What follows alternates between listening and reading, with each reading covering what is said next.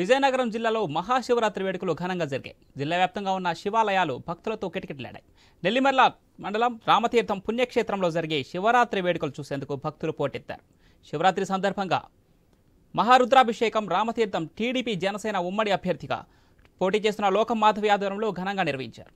నియోజకవర్గంలో అన్ని ప్రాంతాల నుంచి టీడీపీ జనసేన నాయకులు, కార్యకర్తలు, భక్తులు ఈ మహా రుద్రాభిషేకంలో పాల్గొన్నారు.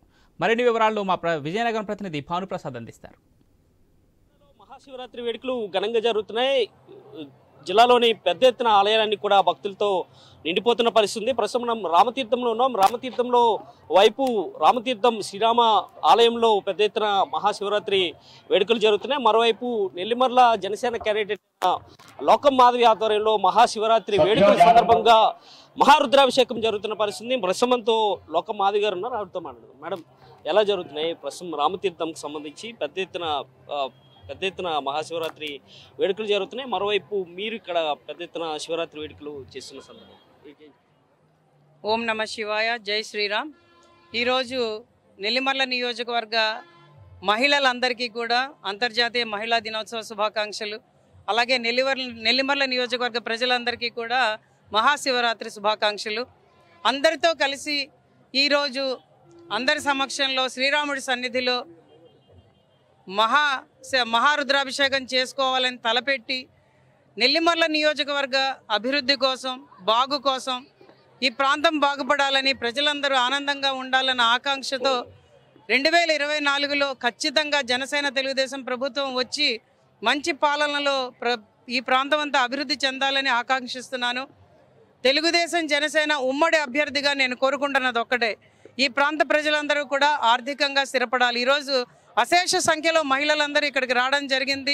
అందరం కలిసి ఆ శివుడికి రుద్రాభిషేకం చేసుకొని, అలాగే అంతర్జాతీయ మహిళా దినోత్సవానికి కూడా అందరి సమక్షంలో ఈరోజు రాముడి సన్నిధిలో జరుపుకుంటామని మీ అందరికీ తెలియజేయడం జరుగుతున్నది. నేను ఇస్తున్నది ఒక్కటే, నేను ఇక్కడి ప్రజలకు అండగా ఉంటాను. ఒక మహిళగా అందరితో కలిసి ఆనందంగా మన ప్రాంతం అభివృద్ధి చెందేటట్టు, యువతకి బంగారు భవిష్యత్తు ఇచ్చేటట్టుగా చంద్రబాబు నాయుడు గారు, పవన్ కళ్యాణ్ గారి నాయకత్వంలో నిబద్ధతతో పనిచేస్తాను, చిత్తశుద్ధితో పనిచేస్తానని అందరికీ తెలియజేస్తున్నాను. జై జనసేన, జై. మరోవైపు అంటే మీరు టీడీపీ జనసేన ఉమ్మడి అభ్యర్థిగా ప్రకటించిన తర్వాత మీరు జనాల్లోకి వెళ్తున్నారు, ఎలాంటి రెస్పాన్స్ ఉంది?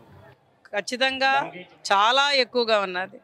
ఈరోజు ప్రజలందరూ ఒకటే కోరుకుంటున్నారు, మీరు ఎమ్మెల్యేగా రావాలి, మన ప్రాంతం బాగుపడాలి. ఆ నమ్మకం మాకు రోజు రోజుకి బలపడుతున్నది.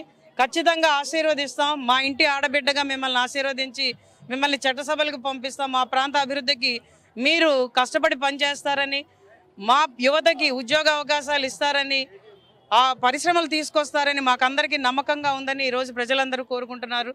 అలాగే నెల్లిమర్ల నియోజకవర్గంలో ఉన్న తాగునీటి సమస్యను కానీ, పారిశుధ్య లోపాలను కానీ అన్నీ సవరిస్తూ కూడా మంచి అభివృద్ధి దిశలో తీసుకెళ్తానన్న నమ్మకం నాకు కూడా ఉన్నది. వాళ్ళకు అండగా నిలబడతాను. ప్రభుత్వం మీద చాలా వ్యతిరేకత ఉన్న సందర్భం. ఇలాంటి సందర్భంలో మీరు తిరుగుతున్నప్పుడు ఎలాంటి స్పందన కనిపిస్తుంది? ప్రభుత్వం మీద అయితే ఖచ్చితంగా చాలా వ్యతిరేకత ఉన్నది. స్థానిక ఎమ్మెల్యే మీద అయితే అంతకన్నా ఎక్కువ వ్యతిరేకత ఉన్నది. ఎందుకంటే ఈ ప్రాంతంలో ఏ ఒక్క ప్రాజెక్టు ముందుకు వెళ్ళలేదు. ఇప్పుడు కొత్తగా ఎన్నికల ముందరొచ్చి ఈ శంకుస్థాపనలని, ఆ శంకుస్థాపనలని చేస్తున్నారు. జగనన్న కాలనీకి పట్టాలు పంచుతున్నారంటే అందరూ నవ్వుతున్నారు. ఈ 5 ఏళ్ళు లేనిది ఇప్పుడేంటి? పేదవాడిని పేదవాడిగానే ఉంచేశారు. ఖచ్చితంగా పేద బడుగు బలహీన వర్గాల వాళ్ళందరూ ఒకటే చెప్తున్నారు, ఇంతటితో ఈ 5 ఏళ్ల నరకం చాలు. 2024లో మంచి ప్రభుత్వం వస్తుంది, అది తెలుగుదేశం జనసేనతోనే సాధ్యం అవుతుంది. మీరు ఈ నియోజకవర్గ ఎమ్మెల్యేగా ఖచ్చితంగా మేము గెలిపించుకుంటామని ఈరోజు ప్రజలందరూ ముక్త కంఠంతో చెప్పడం జరుగుతున్నది. ఇది పరిస్థితి. ప్రస్తుతం నెల్లిమర్ల నియోజకవర్గంలో పెద్ద ఎత్తున ప్రభుత్వ వ్యతిరేకత కనిపిస్తోంది.